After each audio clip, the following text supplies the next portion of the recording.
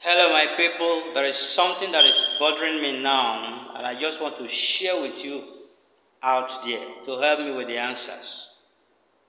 And this thing is happening live now.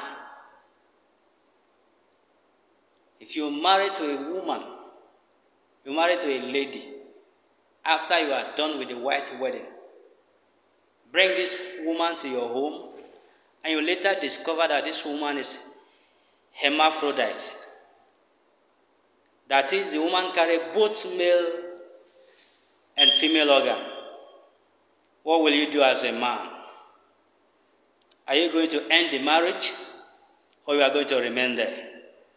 And if you are a woman after getting married to a man also, you later discover that your man is a fellow woman like you.